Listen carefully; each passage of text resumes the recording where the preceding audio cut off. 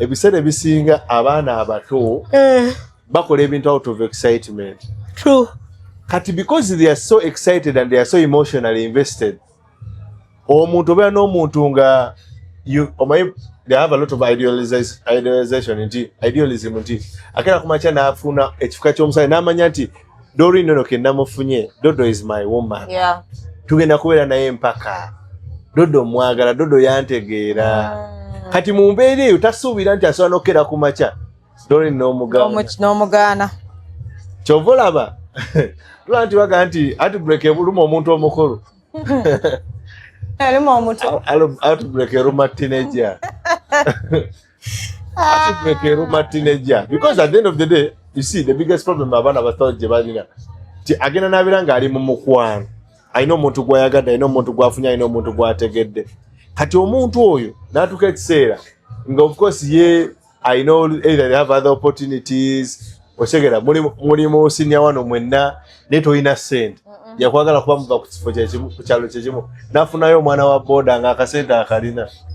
Nafunayo omwana nga wa pocket money bamuwa. Nafunayo akusinga okuwaana, akusinga okwogera, akusinga okulabika obulungi. Agenda kukuleka.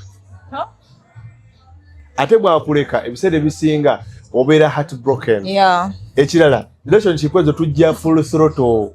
I know. Tebeeramu nti kutya, tebeeramu nti gundi ajja konkyawa. Trust ebeera eri mu 10-10. Both legs. Webale nnyo. Kati bw'obukoji gwamu lupa.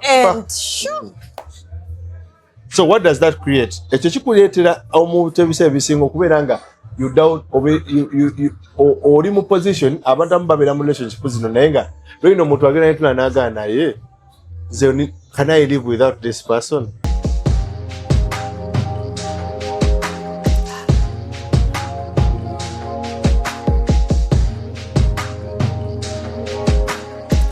Have you ever realized that there is a breast without a nipple?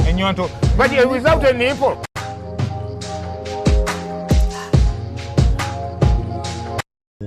Kale. Okay, hi lovelies. Welcome to my YouTube channel, Dorina Sasura. Thank you for liking, sharing, commenting. Back with Abdul. And that time talking the Twambala, yeah, by the way. What we say is one of those things we totally different. Coincidentally, yes, no choka the same shot, the same designing temutandika. Echali mu comment section. Na biraba. Never kubi wali yoga nebagamba you people mbu matching things. Would you do those things? No. I don't really like them. I bitenji ne twambala nga bifaanana. You don't like those? Nembera nga muri duo. Yes. I don't believe in that. Actually, abakazi abamu babyagala nnyo ebyo ebintu. I'm thinking I'm marking. Bigwa nnyo mu babiyita public display of affection, PDAs. Mulimu ebyo ebintu abantu bye bakola nkwata mu ngalo, nkwatira ensawo, okyenzigulira olugi ez'akatebe. Bemanya badeka kondo. N'okwambala ebifaanagana is part of those things. They identify as a public display of affection. However, ebintu ebisinga ebyo birengera fe abasajja bitukosa tetutera nnyo byagala. Yes. Actually, that day I did not even notice that, by the way. Abantu just oba kashoka abasanyisa busanyisa simaina. Sabyansobera. Nega you people. Mubi kumasati mubadde ki? These two nga katati soro. Temunkubya munnange Abdul ina oluliri lwaba girls. Nenga yebale kulabika bulungi dore.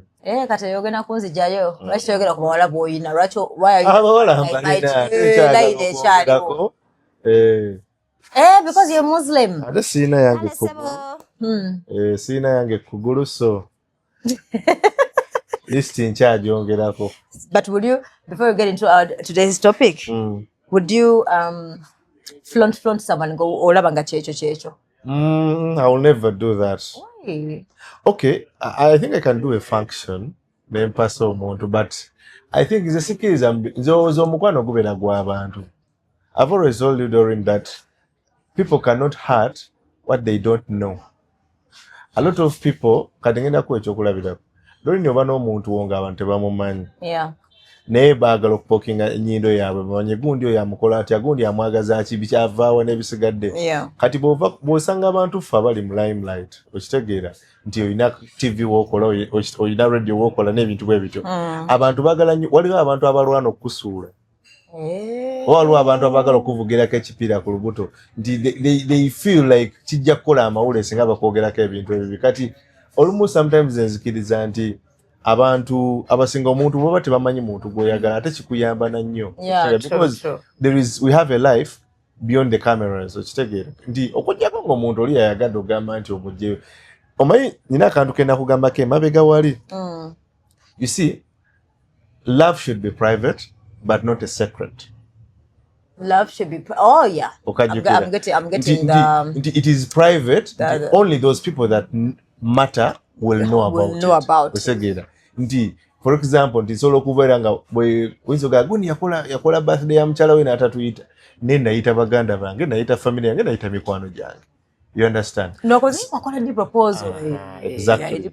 So a lot of people that want peace in their relationships, what they normally do, they'll keep it private. But it's not a secret. Why do I say it's not a secret? Nti omukazi tomukweka nnyo ate n'abantu abali close kugwe nga tebamumanyi. Okitegera. I'll give you an example nti kankupe example nga ku Kasuku. Nti by the time Kasuku we yawasa ayinza okuba nga abantu bangi bayite bamanyi mukyala we.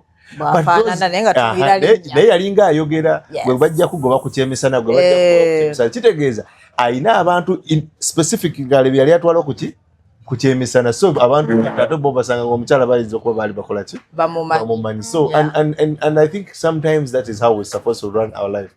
You can make sure that your life is private though it shouldn't be a secret. Waliwo omuntu nga mutofu n'obira duli n'obira n'omuntu emyaka nga 10 nugane okimanyi gundi simanyi wabeera gundi simanyi mukazi we okitegeera naye ate ogamba oli mukwano gwe ate mukola ki ate mwemanyi. So I think it is something that personally sikiriza nti love yakuba bantu okitegeera ate kankubulire kino ndani okenyawo kigamba love y'okwagala okukakasa love y'okwagala okufronting oteeka mu bantu mu kaseera emenya nnyo ewe emirimu ewe emirimu because buli oli lwassaayo kati ate kimenya nnyo kusaidia mu abakazi because every time a woman does something for love they expect you to reciprocate. You get it? Nti enzinga wano nakola bwenti gwenga tonteekayo kibula abakazi abasinga bwe bakola ebintu babagala kutubanja zenga nakutimba ku birthday yange gwenga tontaddeyo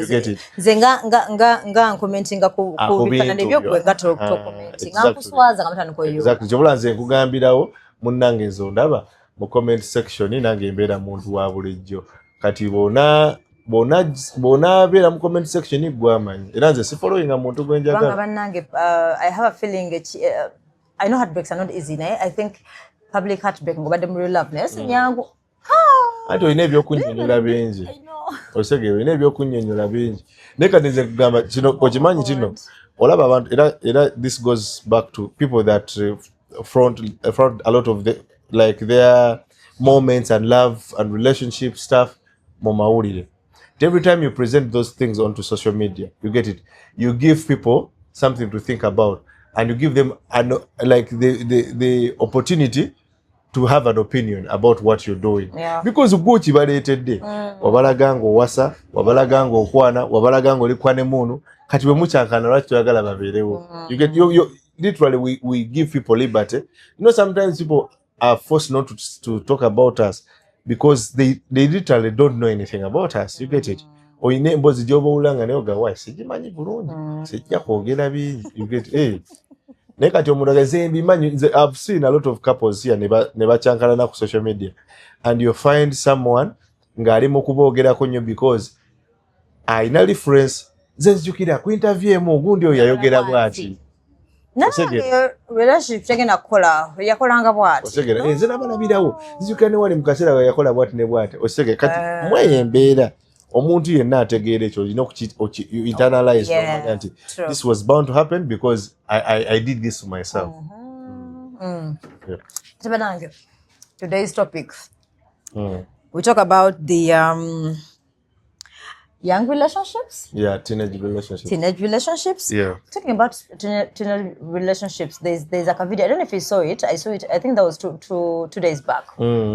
It was different. A young couple. I think which place simanyi, but you'd see it's a one-roomed house. Nga omufaiso kuli wansi, curtain yesazeemu, then ayina obuntu obusowaani bwa plastic obuki nga ye engoye ziri ku kisenge, you know. So I think they had an argument. Omwana ndoza, I don't know whatever happened. Mukana kwata essimu ye bwati recording. So the chick was the girl was ngokala bakato kalinga maybe 19 or 20. Nekakwata akambe nakwata nakalaba nga nika gamba buli kyentaddeko essente zange nasala nakagoni.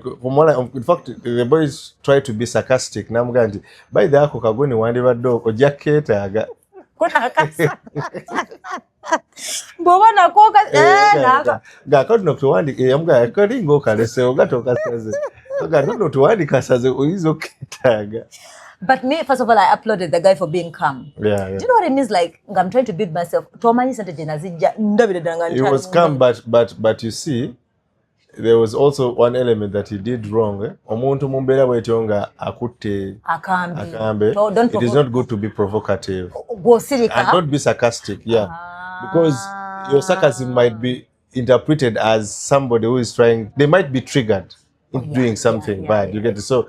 Yes, he did. Abasajja naye muli abaalumwamu segera naye I think ebiseera ebisinga it's even better to walk away. Yeah, true. You get it? Because omuntu yenna nga akutta akambe omuntu akutta ekissi oba any weapon asobola okukola ekintu kyonna. Oyinza okulooza nti oli mu byakusaagasaagamu awo osegera, but I also look the girl looked young. And that's what I'm saying. So that's what I'm saying. Like when you talked about teenage relationship, nenjukira neyo like of batandika bayina excitement. Yeah. Buto, like what is happening? Is too much. Of course. Do you know, like these guys have even made us they've made dating lose meaning, they've made sex lose meaning. They have actually that made us fear. Actually,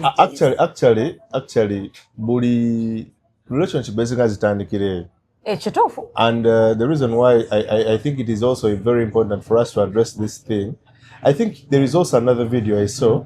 Boyfriend challenge? Boyfriend we yali akoledde ki?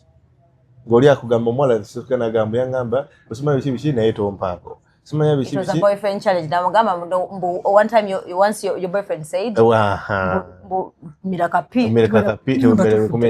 exactly. Now, those are the things like that. That's why we need to. At that age, I was still a virgin. Naturally, there's something I think you've seen in the past. One more video wedding abutambula nadala mu holiday but natutuka mu holiday.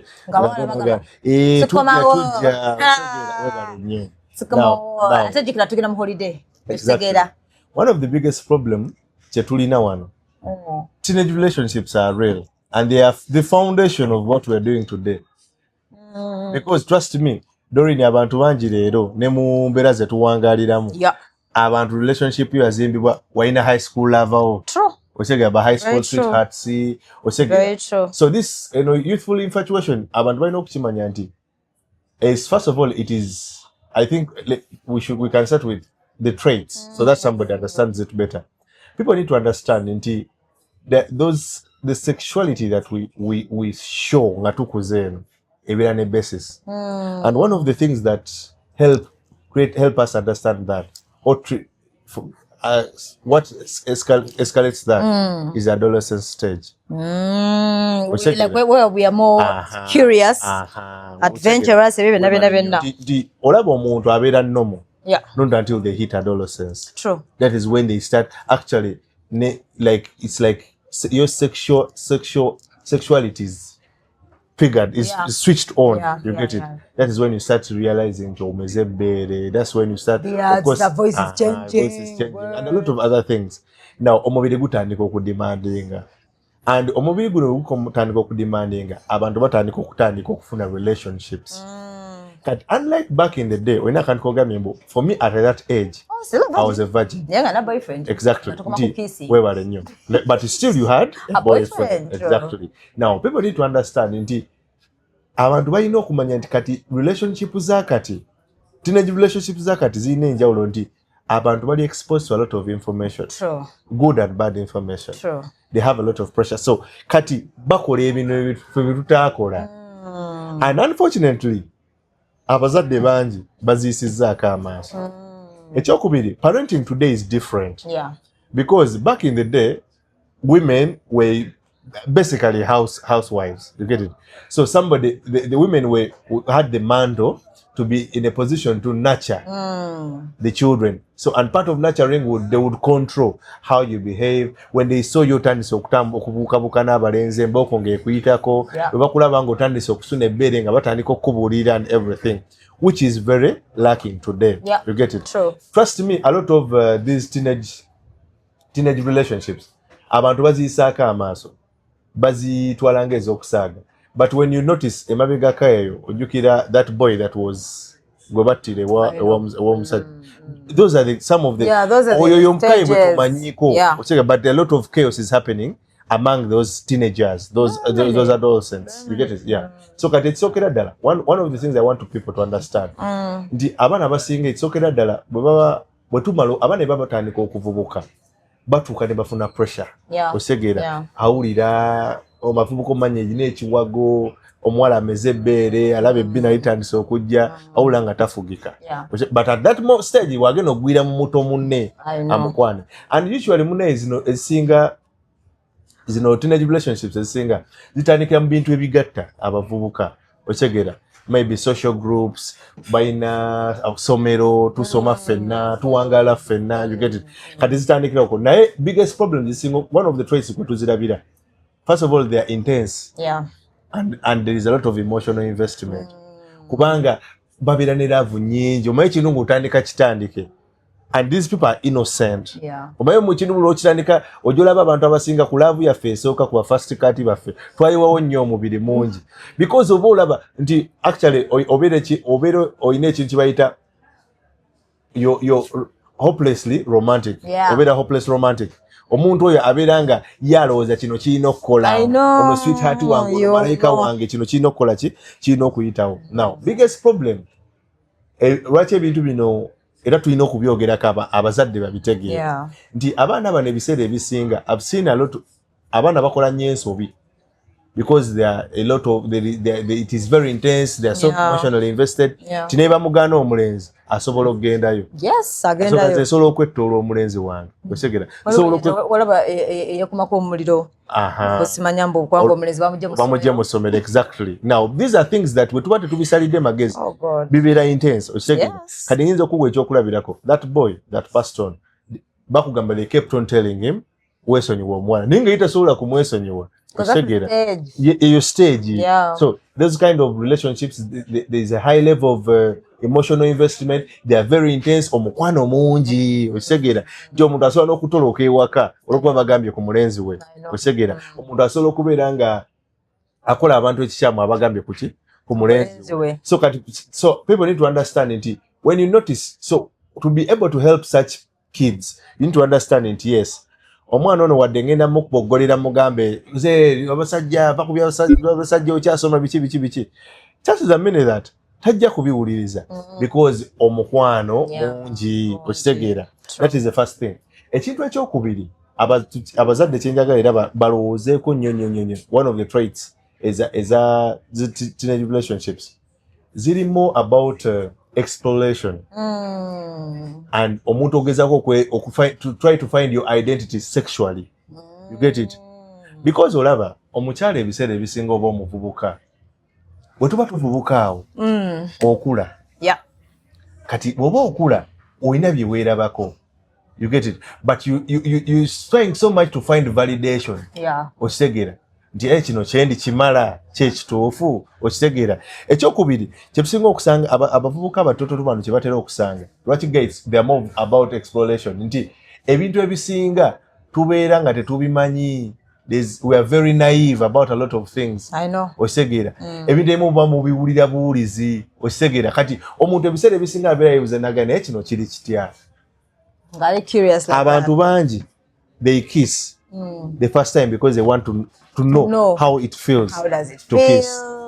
Osegera abantu bangi ayagala afune hage yawulire osegera ne muntu bwe muhaginga mpulira ntya osegera onaga naye nyina kyempulira osegera kati muvubuka ali mu adolescent stage osegera atandise okubeera nga afuna they are focusing change they are trying to focus on the changes they are getting atandise okulaba nti akeera nga they are honey osegera omuwala atandise okulaba nga ayina engeri gyawuli atandise owulira ensonyi ku bakazi sajja okitegeera atandise okubeera feeling attracted to kati they are trying to explore themselves kati they sometimes because they are naive they feel like when sembeza Doreen maybe Doreen will help me understand better who I am help me find my sexual identity osegera manye tyo ndi mulungi osegera sometimes okukuyayana so abavubuka bakola nnyo ensobi awo kweyo level yokuba twagala okwezuula twagala okubaako ebyo bye tukola something that we identify with kyo omuntu akere ku makya agambe nti naye kino kikola okitegeera so tojja kubanenya because abavubuka bangi bino ebintu babibasomesa osegera abantu bi happening abo happenings kati ebiseera ebisinga abaana bangi bakolera nnyawo ensobi nti mu kwezuula okwo ebintu abiteeka mu mikono gye kati mikono gya mwagalwawe okitegeera nze gundi yaŋŋambye nze ensinga obulungi tolina ky'oŋŋamba nze gundi yaŋŋambye kino ne kino okitegeera kyobula nti ate baba n'olugambo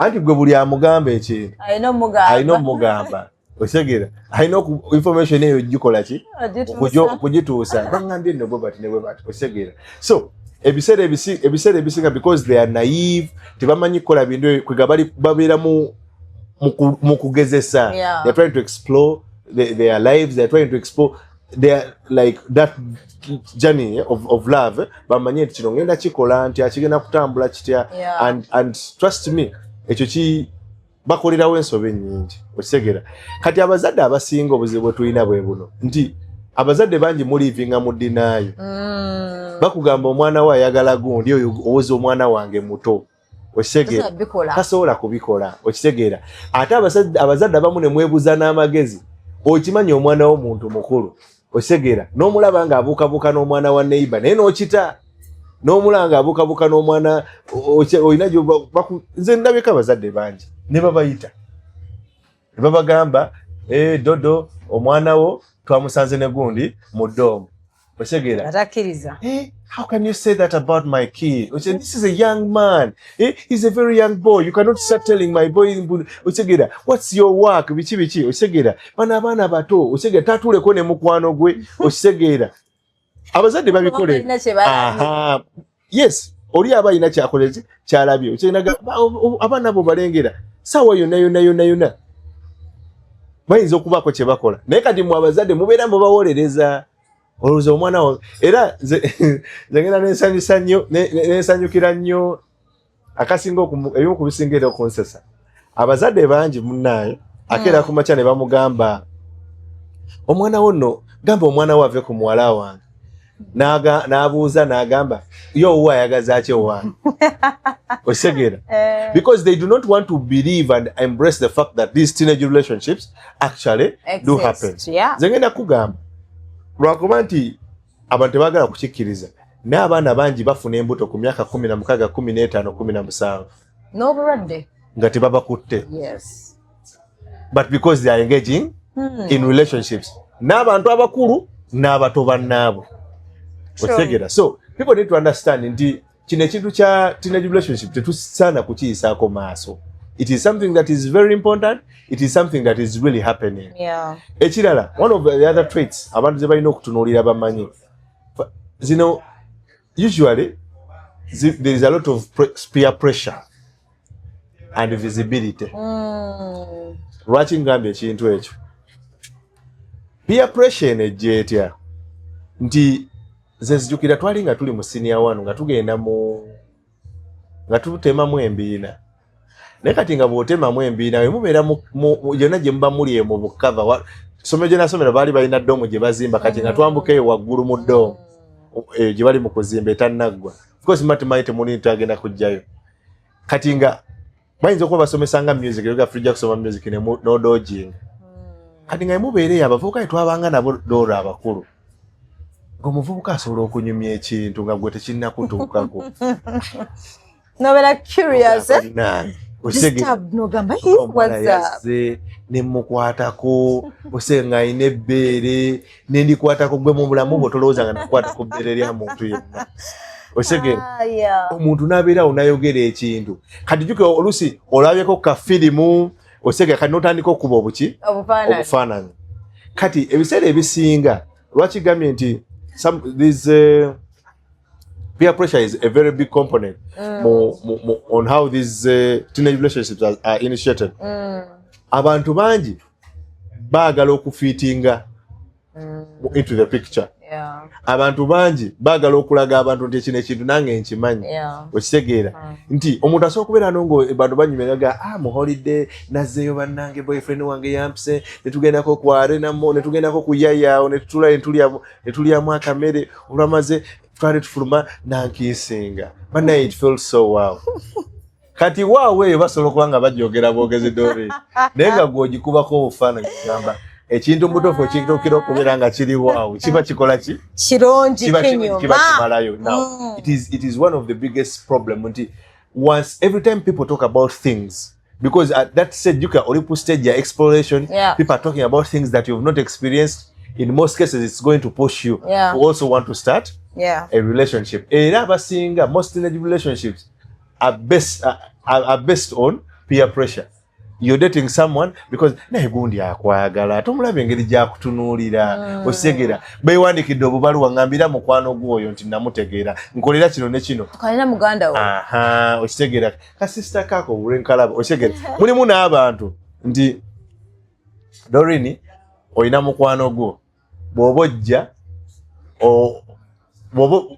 girlfriend wo abajja okunda bakajja ne sister we kati olwokuba nti mwe mubeerere nga mwewadde obudde nga sister we ali board nange nengattawo osegera tetuli mu relationship because we saw each other and liked each other but we are in a relationship because munnange tetwagala saagala obeere board oli kulwabeera nga akwasaganya wano nange kambeere nga nkola ki nga nkwasaganya. So that peer pressure usually builds up and it forces people to want to initiate relationships ez'abaana abato because alaba it is the in thing. Ekirala bakikola nnyo olwa visibility. The visibility comes in a sense that teri mwana muto abeera mu relationship n'atayagala kulaga. Ninono. Do you know like it's cool. Simanyi oba byaliyo. It happened to me twice. I was among the top 5 or 10 coupling. Nga ever favor. Listen okubeerako. Doreen ate byabangamu emboko. Of course. Batujitira ne bazadde. Kati ngamba ndiye Doreen ofashi mwana wa. Doreen wetwabeera mu ssomero ng'abaana bakwana. I know. Ngira babyogera mu biwulira. Naye ng'okimanyi nti there was that so much importance that would be attached to people that are dating. Now we are a couple. Gundi no beyagala ne gundi. Nga tutula fenna. Webale nnyo. Mugenze ko mu sports scene batuula bonna. Binengeri gibyavimbisanga abantu abo nga bitukwasa obujji. Ofiringa nga gwatawera, ofiringa nga gwatale mu kifo kituufu because you're seeing these other people. Bali n'abantu bebakola ki bebaagala. Yafunisa nga nothing would even happen. Okategeera. Era nga bakomaawo jasi ekinene nnyo haaga kissing. Nga mukisinga haaga that's it. Osegeera. Nemugenda mu holiday mukomaawo. Webale. Kati ekintu kyasiganga n'okusesa ku relationship ezo. Lwaki divisibility yabangawo ng'oli ayinza okwagala nti okubalaga tikatugeze Doreen ye muwala asinga obulungi mu class ati nze mulina abalageko nze mulina nze nkwana HP nze you get it chef prefect osegera nze mukwana osegera now ne ku byalo kwennyini timubeeramu abantu jukira abantu beesookanga akakawala ka osegera petulina kyali waffe gwe twawerekerangaeyo nga alina akala kakwana eyo mu lubuga naye nga bwe tugenda ffe tusigala eno kabalaza dole ensiri zaalumanga omuwala we yali abeera nga waliwo oluzzi naye nga bwe babeera batudde eri kabalaza kajjukira abamu mubeerawo nga mulabiriza osegere naye nga ensiri naye nga gwekyobamanya bw'abajjaawo tumuwerekeranga mukungu agirako entrash ddamba because we would feel like he's an achiever. Right. He has done something that we cannot do. Yeah.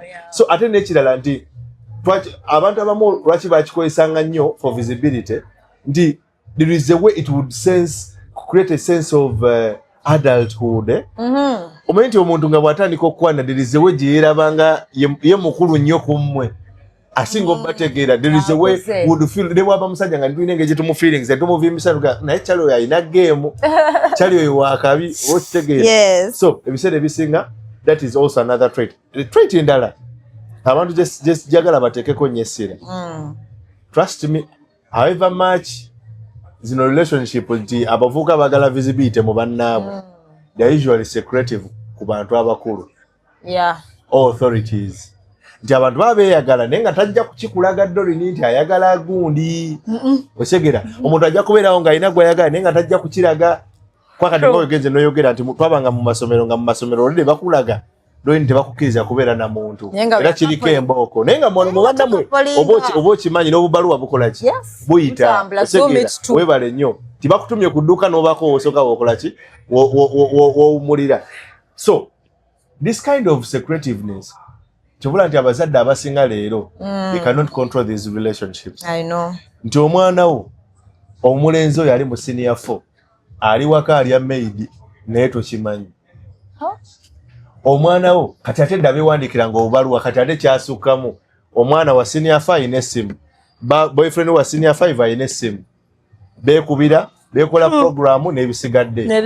Ekyokubiri ennaku zino nti luli wabangawo tight marking eyo nga bwe nakikugambye nti obeera waka mama akulaba buli kaseera buli kyokola mama aba ku tight marking. Kati bamama bombi bakola abazadde bombi bakola. Kitegeeza nze seetaaga wano okwecwacwana kukulaga Dorini nti nyina omuntu apaana. I do not have to do that because at the end of the day kimanyi nti Dorini bw'aba agenze ku mulimu nja kuyita boyfriend wange. The same scenario gye walaba muki mu mbeera eno ey'omwana ono gwe bakola ki gwe batta nti bo tebakukaayanya. Kyobulaba abantu I saw a lot of people trying to blame the man naye kati obeera otyawo nga muwalawo alina omusajja nga tokola ki nga tomanyi. Abaana bagezi they are very secretive ku bantu abatono kwakati gwe ku muntu atakifaako oba the person that is not concerned you're gonna see it but at the back of your mind you're like basoma bonna baana abato bonna okitegeera.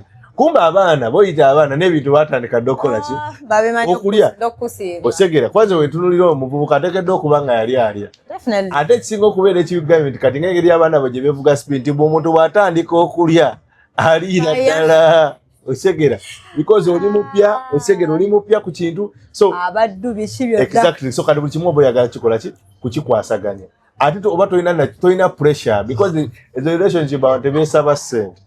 Mutagamba onteraako transport money tagamba oli wansuubiza ssente n'otazimpa ne bw'ogula ka sweet kamu olya osegera ye kati nakuyanga olinamu 10 olugula Rolex olyanga mulimi osegera olyanga mulimi osegera kwanza nzijukira nyina omuwala gwe nali nkwana naye ebimu ku byankakasa nti mwagala era mutegedde agenda eyo ku Rainbow ne presenting abaana abamu organization emu ne bampa essaawa naye kati era essaawa yali nnungi nga obeera mu nzikiza eyaka nzimanyi ne sacrificinga n'ogimuwa sawa nenjiwa omuwala ziko ebiseera nga tomanyi nti kino oba kiri unisex or not amuwa essaawa gwomanyi ne kati era essaawa nekiranga obudde bw'essaawa butuuka ekubamu akadde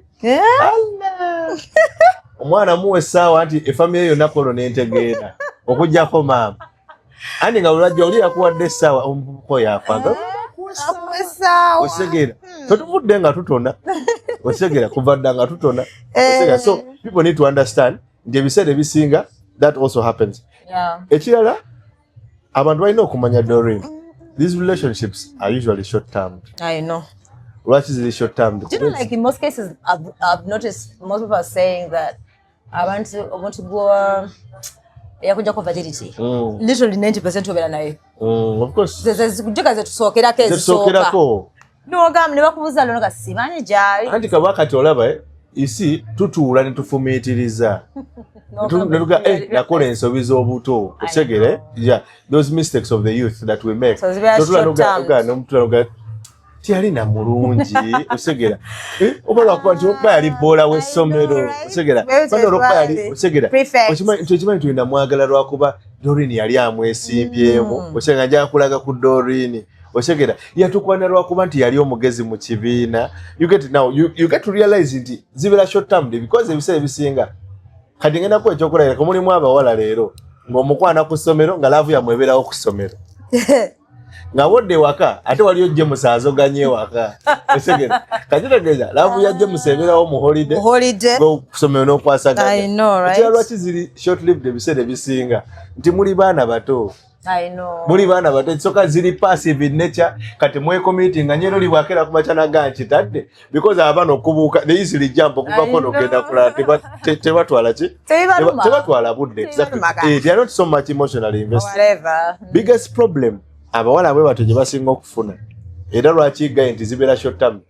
ndi mama wayinza okera ku makya n'agamba mwemanyira ku ssomero anagamba eri essomero liraba togenda kuliddako tugenda kukyusa kitegeeza girlfriend wo gombadde naye mu kibiina ebikomye eyo mama wakedde ku makya tata wage mugenda kusenguka girlfriend wo gobadde naye ku kaalo ekibuli abiba bikomyawo kati oba inagenda kisugu ate ofune baki balala ekitali wano ng'ate tukuze ndi newemba nga ndi kibuli njakunoonya kulira ekansange kitegera so yes so kati it is also one of those things that happen n'ekirala lwaki era zibeera short term ebiseera ebisinga nti omuntu aba ali mu kwezuula kati abantu jjukira omuntu ng'ali mu lugendo lw'okwezuula taba na stage ayisaamu eggaali abalubyanza because ajja kubeera naawe ng'akulaba oli mulungi naye akizuule nti gundi ono wadde mwaga naye mumpi bw'oyagala abakazi abawanvu tolina kyovaako okitega agende ng'akwagala kutagaye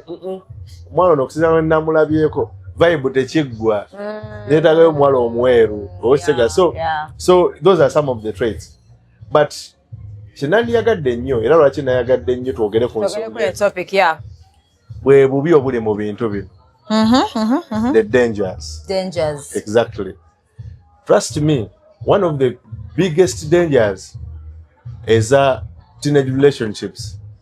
They are a threat to emotional and mental health. Do you know, like that's why we get to see a lot of suicide situation happening. Nola omwana ngagambye lye somero siriddako nola wange omwana agambye yanze somero lyantama you get it ngenda kugamba ekintu kino zino teenage relationships abantu balina okumanya nti ebiseera ebisinga abaana abato bakola ebintu out of excitement. True. Kati because they are so excited and they are so emotionally invested omuntu obeera n'omuntu nga they have a lot of idealization idealism nti akera kumakya n'afuna ekifuka ky'omusale n'amanya nti Doreen ono ke namufunye Dodo is my woman. Tugenda kubeera naye mpaka Dodo mwagala Dodo yantegeera kati mu mbeera eyo tasuubira nti asobola n'okera ku makya Doreen n'omugaana kyova olaba tula nti baga nti outbreak ebuluma omuntu omukulu outbreak eruma teenager outbreak eruma teenager because at the end of the day you see the biggest problem abaana bato gye balina ti agenda n'abeera ng'ali mu mukwano alina omuntu gw'ayagadde alina omuntu gw'afunye alina omuntu gw'ategedde kati omuntu oyo n'atuuka ekiseera nga of course ye I know either they have other opportunities osegera mulimu senior wano mwenna naye tolina ssente yakwagala kuba muva ku kifo ku kyalo kyekimu nafunayo omwana wa boda ng'akasente akalina nafunayo omwana nga wawe pocket money bamuwa nafunayo akusinga okuwaana akusinga okwogera akusinga okulabika obulungi agenda kukuleka ate bw'akuleka ebiseera ebisinga obeera heartbroken ekirala relationship ezo tujja full throttle. I know. Tebeeramu nti kutya tebeeramu nti gundi ajja konkyawa trust ebeera eri mu 10-10 both legs webale nnyo kati bw'obuuka ogigwamu so what does that create ekyo kikuleetera omuntu ebiseera ebisinga okubeera nga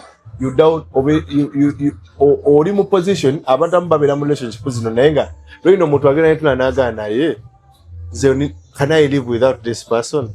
No someone gaze bannaye nze gundi bwatabira osobola kola ki nze naga Dorin nze sister wange yakola ka amanyanga ne basiba omusajja n'agenda ku police. You've seen those girls that say nze temusibira boyfriend wange w'omwagala na musibe fenna. Of course wosanga omusajja nga tatanga talina muzannyo mwenna abateekayo. Wano noli agamba bongana okuddamu okulaba oyo gundi you find a corpse nja kwetta. Ache gamba kati okukutiisa oku ebiseera ebisinga abantu bakulowoozaamu nagala no. So it is one of those things. It is very important era nja kisaba nnyo abantu nti as one of the best ways to guide teenage relationships is first of all okumanya nti abaana bantu bagamba tutya ku ngeri y'okubeera nga beetereeza. Kubanga you can't stop them. Tosobola zigaana. It's by nature. Tosobola. Olina kugaidinga. Era y'ensobi abazadde abasinga gye mukola. Nze ngenda gamba kino ekintu. Z'amasomero gonna ge nsomeddeko gaali gakuba coupling. Naye teri muntu gwe bakuba coupling ne yeereka. Era twasigalanga tweyaga. Owebale nnyo. Lwaki? Kubanga at the back of your mind olimu kino ekigamba eno stage yange. At the back of your mind omubiri gukutuma. The body is pushing you. It's like it's trying to trigger you going to my akiro kyolina okwagala. Osegera. We all know katugeze oli muwala kyokedde ku makya oli mu ovulation owulira oyo y'omusajja naye oli muto tolina musajja. Osegera kitegeeza mu bwongo bwe kisigala okugenda okwegeraganya tegeri gye mmalawo kino nyina kufuna ki musajja. So that is one of the things. The second thing, usually abantu balina okumanya nti obiseera ebisinga abantu abali mu teenage relationship they are prone to physical harm. True. Ngakyo oyogedde was it called hysteria? Netuzirika ne batwana ekitanda. Exactly. Oli na katinga risk. Webale nnyo. That is a physical harm I'm talking about. Osegera. That is a physical harm I'm talking boyfriend about. Osegera. The physical harm endala gye njagala okwogerako. I've seen abavubuka nga balwana. Oh yeah. Osegera. Nze nakwana Dorin. Abdul obadde okola ki naye nkusanze naye. Osegera.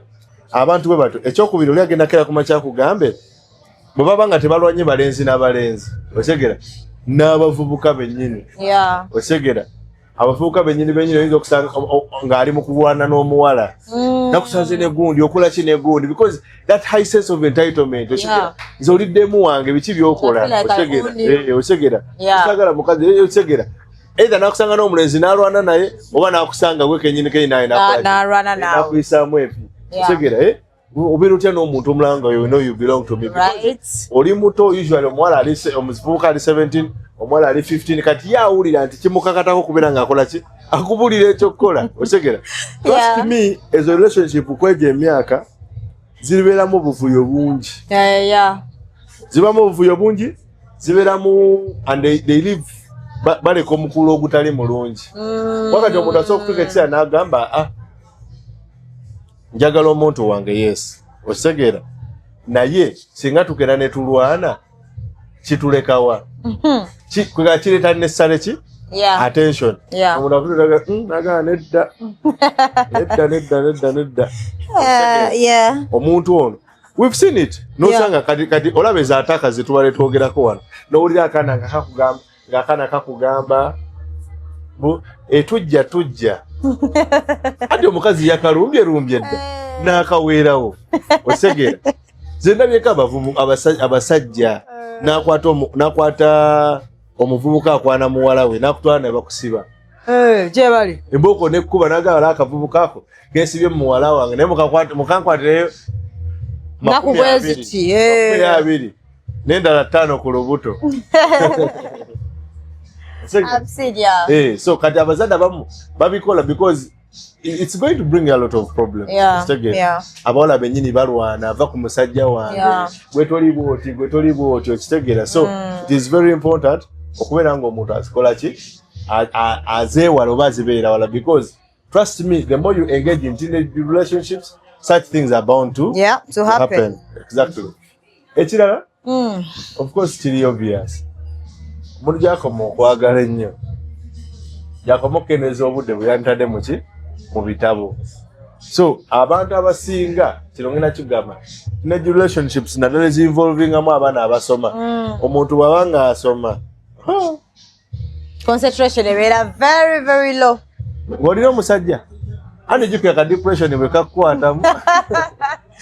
Ate abaana balabe bamenyeka emitima bamenyeka bubi. Ate olanga toyagala kusoma. Omanyi olunaku olwaliro tannayogerako nange.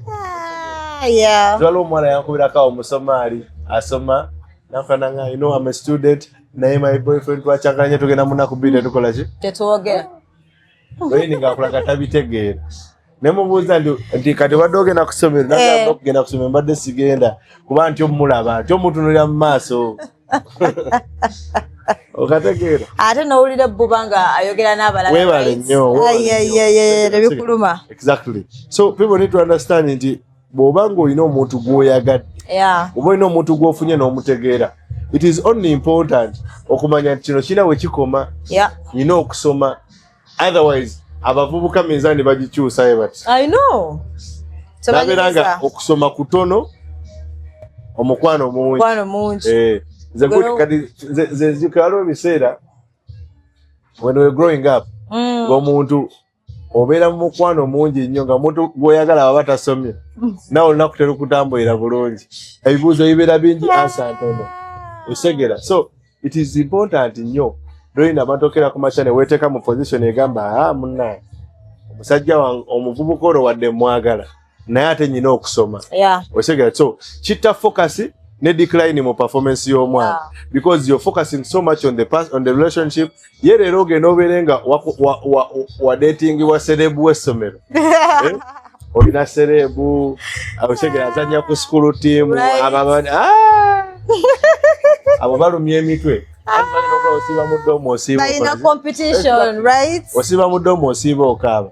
Omuntu yandibadde asoma ebitabo oli mukula bitabo kuwandiika bubaluwa bukola ki okusonyesa munnange ensonga sikyaki. So it is very important omuntu okukyakinoleginga era n'akimanya osegera omuntu bwe weesiba nnyo ku bintu ebyo kyazamene bigenda kukusuula academically osegera. Ekintu ekirala kino kiri very very important nnyo. Every time lwobeeranga oli mu relationship ezo ez'aba teenager ekimu kye basinga okufiirwa ennyo ng'oggyeko obudde kwe kubeera nti they are prone to pregnancies and diseases. Very very. Ffe twakula ssebo ng'abantu abasinga balowooza nti abaana abo abato balaba tebalina bulwadde. Balowooza abaana abato balaba bali innocent. They are not exposed. Now the biggest problem about that era abantu abasinga gye batalowoozaako abaana bangi abantu because they are naive tebamanyi bintu bino. Kyangu nnyo omuntu olakali akantu kogeye omuwana yadagabane nti temwerayira kukola ki kugula pill. Out of them they are exposed to chances of getting pregnancy naye nga tebamanyi nakyakukola.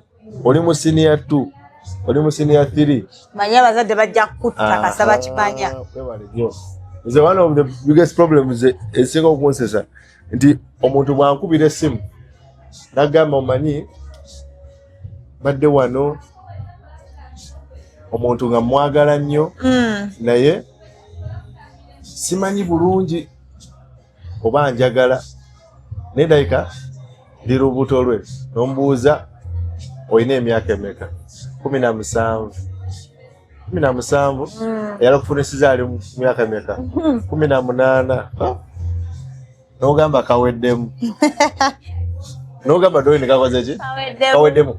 Abantu bangi abaana abato bwe batabataba mu bintu tulina n'abasajja abakulu ng'ali eyo agamba obwana obuto bubeera bulamu abaana bano bali naive. They don't even know embuto omuntu how do you use contraception. Osegera abaana bangi kyeki kye nakugambako emabega when we had a discussion nekugamba nti obuzibu tusinga okubeera leero abaana baffe bangi abato baffe oba abaana abatoototo bano abali mu high school biki bali mu kufuna siriimu because batya mbuto. Amugane boba toyambadde. It's okay. It is okay. Kasojja kumpa ezigula ki akaweke. Imagine. I surprisingly Yafunisa batya nnyo Olubuto than Siri. Exactly kyengamba. You know, like. But because bino ebintu babibasomesezza bali very naive. I know.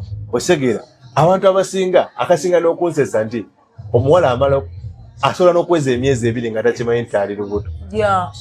Osegera nga takimanyi nti ali lubuto. Nagamba bannange okimanyi nti ndi lubuto. Osegera kati ne gwakubira akyasula kaddeeka ewaka ewaabwe. Bamuliisa bamususa. Kati amukubira amugamba. Sayina plan. James, I'm pregnant. Omwana n'amugamba. Kati tugenda kula tamga ogenda kula otya. Bebaga manze sizaala. Sijamu. Osegera Bewafe simanya mukumane ne tuzaala. Dorin naye mwana osegera jakitulatulamu naye bacha ajalya kamere ke waabwe osegera kati gwate omugamba mbu aleeta obulamu mu nsi osegera. So a lot of young people as they are engaging in this relationship, teenage relationships, tebambala bupiira osegera okwegatta kubanga okwegatta balina pressure kakasa kati ebiseera ebisinga kiba exposinga kyangu nnyo okufuna embuto. Ekyokubiri abaana bwe bati kyangu nnyo okufuna ebirwadde UTIs, STIs ne sirimu nga mwomutadde osegera kwajjukira oli mu myaka 15, 16, 17 ogenda oyimirire oddwaliro osaba obupiira okitya osegera ogenda ogula ogamba muntu nti Dorin kute ku mukono tugenze ku kakiriniki twekebeze otyanga omusayinza babuza ne kati mu emyaka gyamwe mwekebeza mugenda kukola ki? Bala gakondo bogula yachi mwana muwala oli muto kategedde omuntu akulaka ine emyaka gye tegirina kukola ki kugula bupiira. Naye lwaki bino ebintu bina tubyogera nti abazadde bambi beesuuliddeyo gwa naggamba. I know. Osegera. I know. So kati abaana bano babeera mu zino gundi chances are many nti omwana agenda kufuna olubuto, chances are many nti omwana agenda kufuna endwadde z'otamanyi. Osegera. Ate ebintu bino oluusi muna ebyapeninga n'osanga nga bagaye mutabani wo yafunisizza Maid olubuto. Bw'olowooza obaleka muto na muto waka. Osegera. Twine naye tuleeta ba Maid waka. Maid yakulira mu kyalo. Embuzi bagitwala wa myaka 14. Naye nono omwana wo. Najja wa 16. Nagwa mu mutabani wa myaka 15. Namwonoona. Basiiba waka. Tulina amasimu ennaku zino ebintu babiraba byonna nga byagala because literally the unfortunate thing is that abaana bali exposed. Yeah. Osegera abaana they are exposed to things. Kati omwana abeerawo ng'ebintu amaze ebbanga nga abiraba. Abadde alaba ebintu okumala akaseera. Very curious. Bakikola bwe bati, kino bakikola bwe bati. Kati bw'otuuka ekiseera Dorin oyagala okumuteerawo embeera omugamba tokola ate kagere abaana beewunza abo. Abasinga most adolescents and teenagers bagenda kwewunza yefuule ntalina kyamanyi. Ale n'abantu abakiisinga atunula eri akulage nti wali kigenda mu maaso.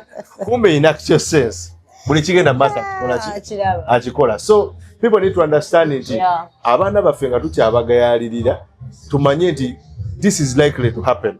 Osegera. This is likely to happen. Abaana bagenda kubeera mu position ekola ebintu ebyekigwagwa. Abaana bagenda they are going to be misled into doing things ebiyinza okubeera nga bibaviiramu okubeera nga bonooneka because ffe twabakola ki tetwabagayalira. Akantu akala kengenda okusembyayo some of the dangers of these teenage relationships abantu abasinga ze batalaba nti olumu creatinga attachment egenda okusumbuwa abantu nga bakuze. How?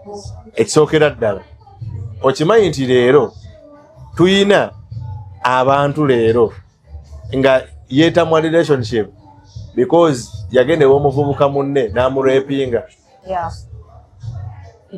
There's a lot of traumas happen. Abo abavubuka abato bakuba amavivi Dorin. Osegera bamugambye ekiwala ekyo kukimalako obulungi mirayo akaweke. N'amina yagula nojja akulese ku kazigo ate ogaana omukola ki okumukolako. Osegera Dorin abawala bangi leero abaana bangi nga yayagala omuntu first cut we mu ssomero high school lover we n'amutamya love. Because you can again love way so can one passive but it is intense in nature. Very. People are so emotionally invested. Kati osanga omuntu nga yagamba nze love yange yakoma mu ssomero. Ng'okiraba ng'akyogera ng'asaaga but omuntu oli yamwagala. Osegera yamutegeera osegera naye omuntu oyo n'atamubeera kyakola ki kyeyali asuubira. So kati mwe embeera tulina okukimanya nti as we are doing all this abantu bangi relationships nyingi bakalinga traumas naye nga bazijja mu high school relationships zaabwe. People are broken because they were rejected. Osegera omwana yamukyawa n'amuswaza ku parade, omwana yamukyawira ku kantiini n'amuvuma okitegeera yali muvubuka osegera nga muto ne bamukuba embookolo z'abakazi mutima kuba kwolo n'akyawa abaki abasajja bamukuba embooko z'omukazi kyokka omukazi gwe bamukubira embooko n'afuna olubuto lwa kyali omulala osegera abamu ne ba experinga webale nnyo bamu abazadde ne banyiiga n'ataddamu webale nnyo Dorini oli wano Dorini omuwala bakubye embooko ku parade olulwe bakususpendinze oddamu okumuwuliza nti ate ka boyfriend kako okukyalo kamufunisa olubuto no feeling nti oliki oli disappointed. Get it? So abavubuka abasinga when people are engaged in teenage relationships of course they are curious, they want to explore things but mu mbeera ey'okwagala okuexploring ebintu ebyo a lot of things biba happeningako because mulimu abavubuka bangi zinalabako edda waliwo akabalaba akayitanga kyoto lafters awo nalabako abaana abangi nga bakola ebintu olaba boyfriend baabwe osegera era ngenda kugamba ekintu kino nti abaana balina emize people adopt a lot of habits mweyo age nosanga omuvubuka ng'anywa shisha because girlfriend wamunywa. I've seen a lot of girls that do weed never smoking the weed osegera because omuntu gwayagala akikola osegera. Tulina abakazi lero betusanga Dorini n'omusanga nga yeekubako tattoo boyfriend edda balina engeri gye balinga beekuutakuuta n'obubiriiti osegera mpaka akatima n'atekako akatima oba netekako initials osegera n'atekako NA dodo osegera Dorin Nasasera osegera webale nnyo ate kati osangera n'omwana omuto saawa zino ng'alina ebintu bingi byali mu kwekolaakola osegera because boyfriend wekyo kyakola ki kyayagala. My boyfriend wanted that osegera osanga munagamba naye ondabikira bulungi ng'olina no speed olina omusanga awummudde osegera. Now some of these things bwe bibanga ebintu ebitambudde bulungi bireka they create lasting bonds osegera. N'obeera ng'ekintu ekyo buli okituna oyogamba kale oluvubuka luli lunasooka okwagala kale netekako initials zaalwo okitegeera. So abantu ekyo bagira bakikola ki so people need to understand nakala era akagwa mu gundi yemweyo. Leero tulina relationships nyingi ezonoonese olwaba ogi n'aba obbi omanyi Dorini osobola okubeera ng'olyawo naye nga waliwo ogi yeesibye ku relationship yo okitegeera awoza Dodo namwagalako nga Dodo tomanyi Dodo yo tweyagalako nnyo.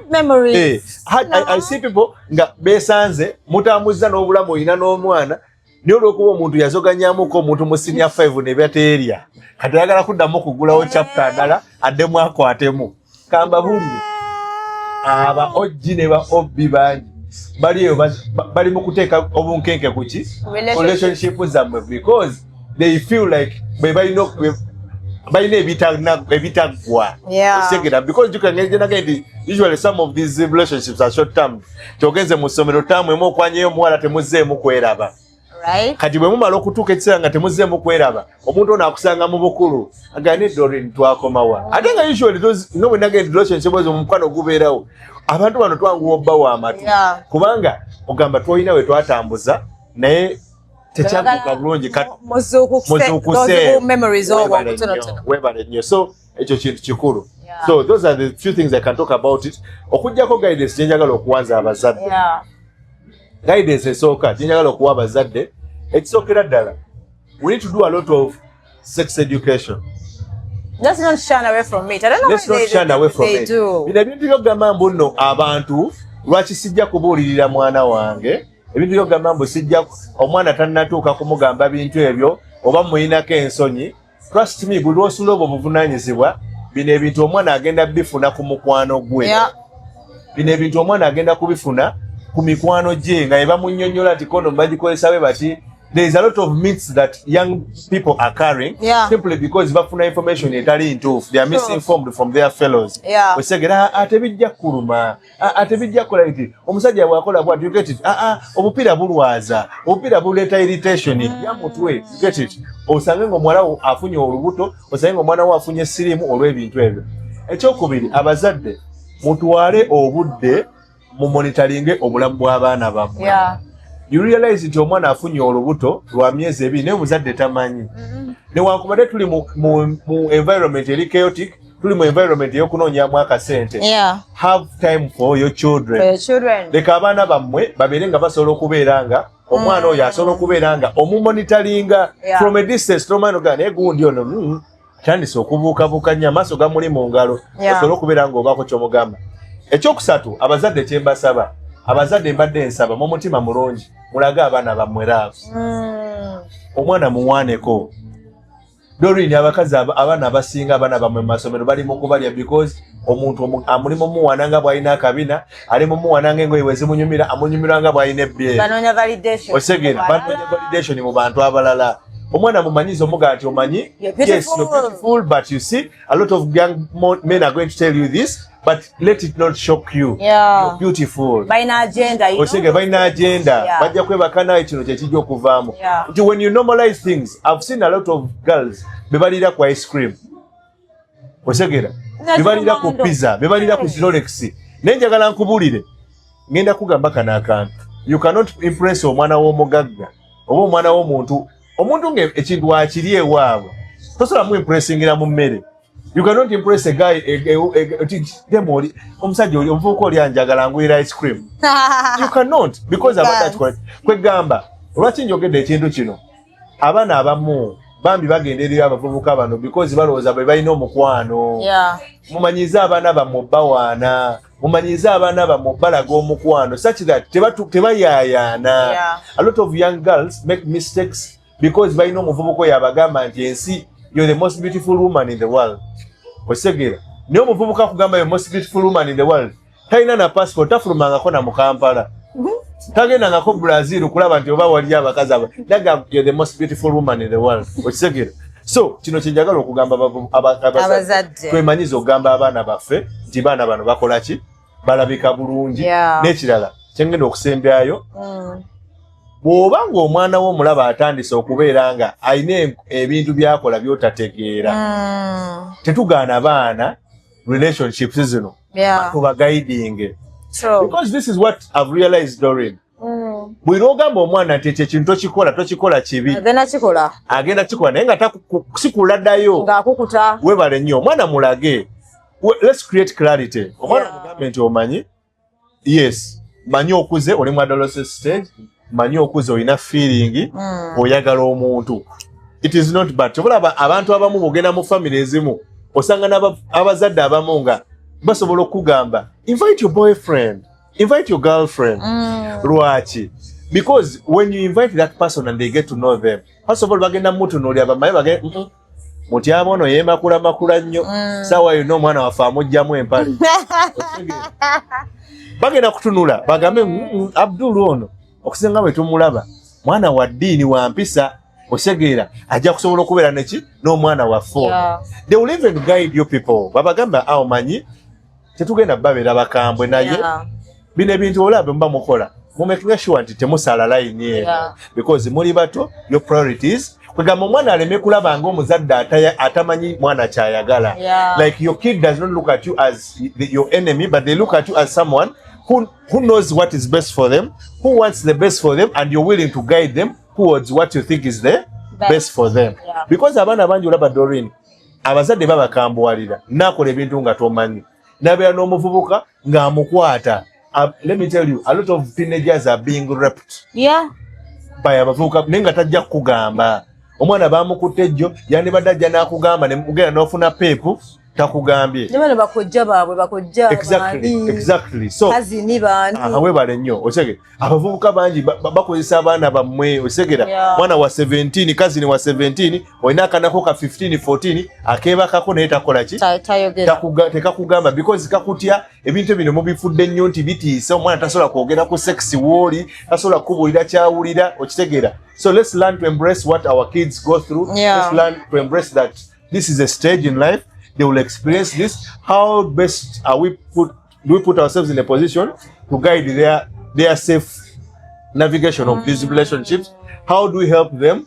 Baberenga bakola ebintu bino under guidance bitambule bulungi. Ne bwe batokisiimye toleeta nnyo obukyayi buli toleeta nnyo gamba ekyo kikyamu nja kukuba nkutte omwana gwo obukabuka n'abalenzi nze nja kukuba nkutte anti ogenda okulaba omwana myaka 16 atolosewa ewaka because gwe omulemesa olulenzi lwe. Osegera so ndowooza byenyinza okwogera ku teenage relationships naye ng'abantu bagezeko nnyo okubeera nga bengeginga abaana bw'oba tosobola kwengeginga mwana wo nga gw'olina ensonyi bakansalas gye tuli aboogera n'abaana okitegeera tusobola okwogera n'abaana bammwe enne oyinza nekira osobola n'okunkubira essimu n'oŋŋamba omanyi Abdul nandiyagadde okwogera n'omwana wange naye njogera ntya naye ku nsonga bwesebwesi I can guide you. Okay. So they can follow you on basobola okunoonya ku Twitter ku Instagram ne ku TikTok ne Facebook goyesa Abdul White Collar osobola okunoonya ku n'enamba yange eri 0700 30 eri 0757 826666 noonyaako tukoleyo ka session. Thank you guys.